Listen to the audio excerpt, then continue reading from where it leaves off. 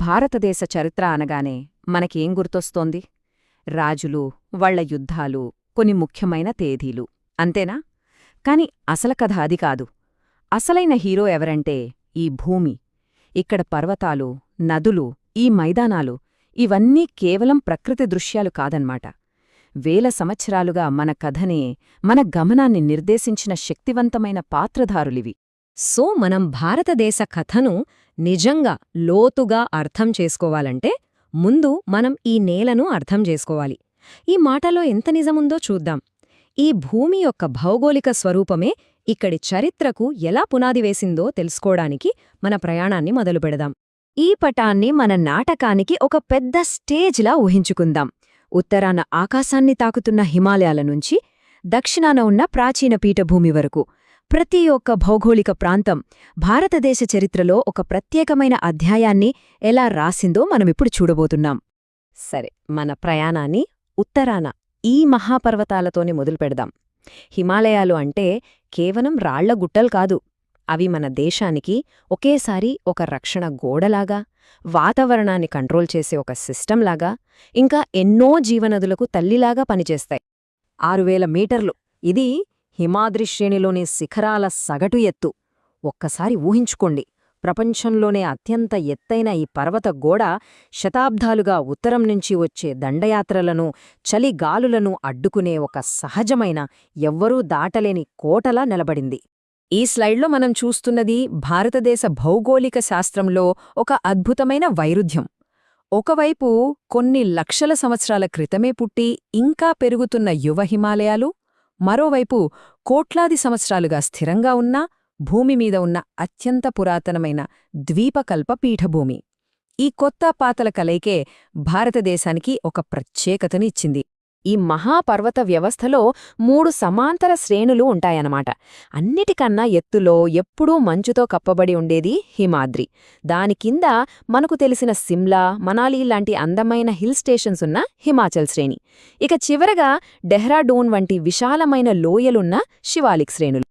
Okay, ఇప్పుడు మనం హిమాలయాల నుంచి కిందకి దక్షిణ దిశగా వెళ్దాం. ఇక్కడ మనకు విశాలమైన, చదునైన మైదానాలు కనిపిస్తాయి. ఈ ప్రాంతం ఎలా భారతీయ నాగరికతకు, ఎన్నో గొప్ప సామ్రాజ్యాలకు గుండెకాయల మారిందో చూద్దాం. ఈ మైదానాలు ఒక్క రోజులో ఏర్పడలేదు. లక్షల సంవత్సరాలుగా హిమాలయాల నుంచి ప్రవహించే నదులు, తమతో పాటు తెచ్చిన సారవంతమైన ఒండ్రుమట్టితో ఒక పెద్ద లోయ నెమ్మదిగా నిండిపోయింది. దాని ఫలితమే ఈరోజు మనం చూస్తున్న ప్రపంచంలోనే అత్యంత సారవంతమైన, జనసాంద్రత కలిగిన ఈ గంగా సింధు మైదానం. ఇక్కడే మన నాగరికతకు బీజం పడింది. ఇక్కడ మనం ఒక ముఖ్యమైన పదం గురించి తెలుసుకోవాలి. దోఆబ్. దో అంటే 2, ఆబ్ అంటే నీరు. సింపుల్గా 2 నదుల మధ్య ఉన్న భూమి. ఇదే లాజిక్తో 5 నదులు ప్రవహించే ప్రాంతం ఏమైంది? పంజాబ్ అంటే పంజాబ్. చూడండి, భౌగోళికం మన ప్రాంతాల పేర్లను కూడా ఎలా నిర్ణయిస్తోందో. ఈ మైదానాలన్నీ ఒకేలా ఫ్లాట్గా ఉండవు. పర్వతాల అడుగున రాళ్లతో నిండిన భాబర్ ప్రాంతంలో నదులు వాయమైపోతాయి. తర్వాత చిత్తడి నేలలున్న టెరాయ్లో మళ్లీ బయటకొస్తాయి. నదులకు కొంచెం దూరంగా ఉన్న పాత ఒండ్రుమట్టి నేలలను భంగరంటారు. కాని అస్సలైన బంగారం ఏదంటే నదీతీరాల్లోని ఖాదర్. ప్రతి ఏటా వరదలతో వచ్చే కొత్త ఒండ్రుమట్టితో ఇది అత్యంత సారవంతమైన భూమిగా ఉంటుంది. సరే, మైదానాలను దాటి ఇంకా దక్షిణానికి వెళ్తే మనం భారతదేశపు పురాతన హృదయంలోకి అడుగుపెడతాం. ఇదే ఖనిజ సంపదకు నిలయమైన ద్వీపకల్ప పీఠభూమి. ఇది అప్పుడే పుట్టిన హిమాలయాలకు, నవయవ్వనంలో ఉన్న మైదానాలకు పూర్తి భిన్నమైన ప్రపంచమన్నమాట. భౌగోళికం చరిత్రను ఎలా శాసిస్తోందో చెప్పడానికి మగధ సామ్రాజ్యం కంటే గొప్ప ఉదాహరణ ఉండదు. చూడండి, సారవంతమైన నేలలు పుష్కలంగా ఆహారాన్నిచ్చాయి. దగ్గర్లోనే ఉన్న గనులు ఆయుధాలకు కావలసిన ఇనుమునందించాయి. ఇక గంగానది అయితే సైనికులను, సరుకులను రవాణా చేయడానికి ఒక నేషనల్ హైవేలా పనిచేసింది. ఈ భౌగోళిక ప్రయోజనాలే మగధను ఒక మహాసామ్రాజ్యంగా మార్చాయి. ఈ విశాలమైన పీఠభూమిని నర్మదా నది 2 ప్రధాన భాగాలుగా విడదీస్తుంది. ఉత్తరాన ఉన్నదాన్ని మధ్య ఉన్నత భూములు అని, దక్షిణాన ఉన్న త్రిభుజాకార భాగాన్ని దక్కన్ పీఠభూమి అని అంటాం. ఈ దక్కన్ పీఠభూమి దానికి ప్రత్యేకమైన నల్ల రేగడి నేలలకు చాలా ఫేమస్. అందుకే అక్కడ పత్తి బాగా పండుతుంది. ఈ దక్కన్ పీఠభూమికి రెండు వైపులా అంచులుగా ఈ కనుమలు ఉన్నాయి.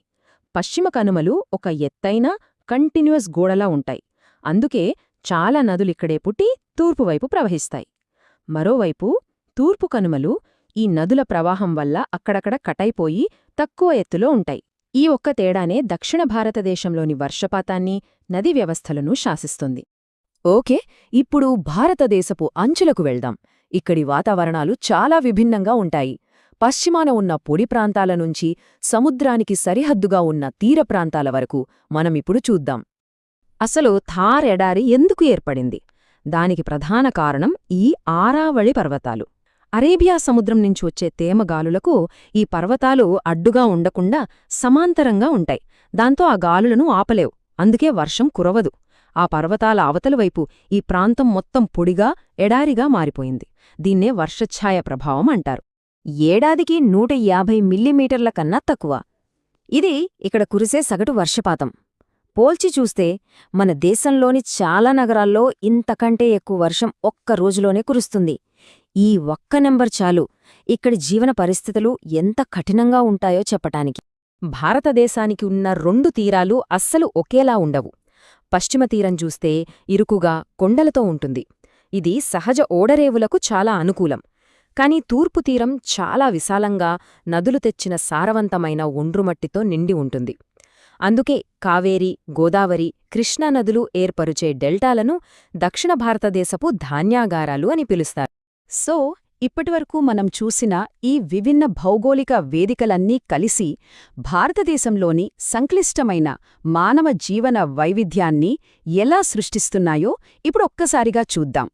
కాబట్టి మనం గ్రహించాల్సిన కీలక విషయమేంటంటే, భౌగోళికం కేవలం మ్యాప్ల మీద ఉండే గీతలు కాదు.